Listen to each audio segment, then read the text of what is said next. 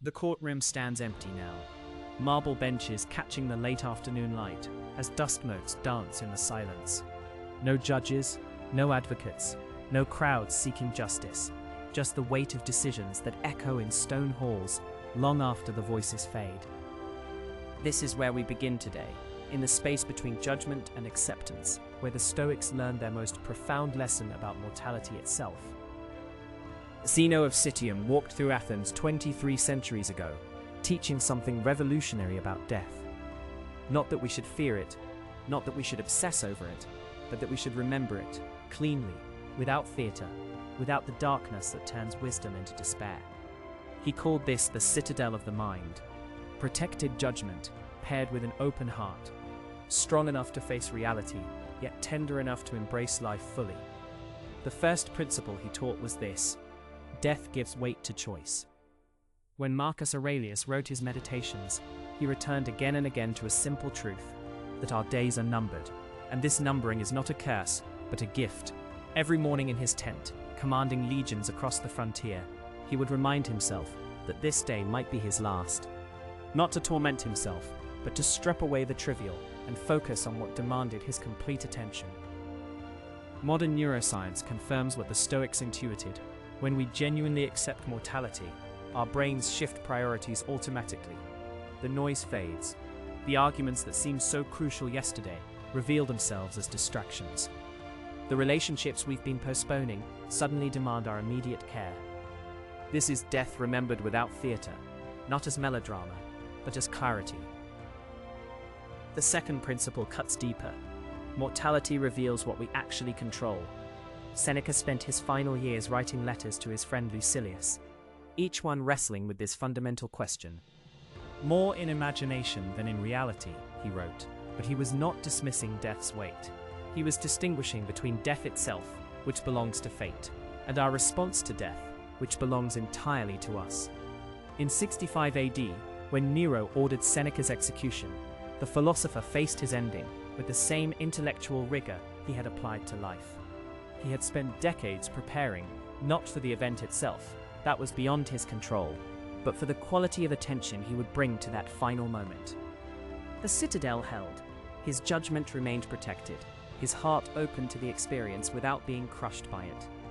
Today, this wisdom applies whenever we face loss, transition, or uncertainty. The Stoic does not pretend these experiences are painless, but refuses to compound the natural difficulty with imaginary terrors or desperate attempts to control the uncontrollable. We grieve fully, we fight intelligently, we accept completely. The third principle challenges everything our culture teaches about legacy. We are already dead to the future.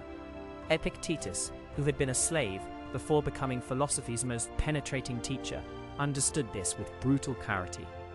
The version of ourselves that would exist in others' memories, in history's judgment, in the consequences of our actions, that person is not us. That person belongs to time, not to our will. This realization liberates rather than diminishes us.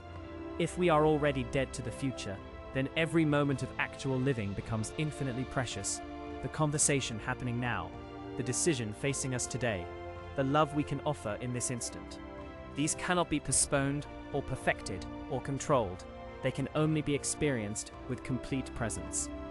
The fourth principle reveals death as life's greatest teacher of gratitude. Marcus Aurelius called this the view from above, imagining ourselves as already departed, looking back on the gift of having existed at all. From that vantage point, every ordinary day appears miraculous. Every meal, every conversation, every breath carries the preciousness of something that was never guaranteed. This is not sentimentality, but practical wisdom. When we truly absorb that our time here is borrowed, not owned, we stop taking experience for granted. The morning coffee tastes richer. The friend's laughter sounds more beautiful.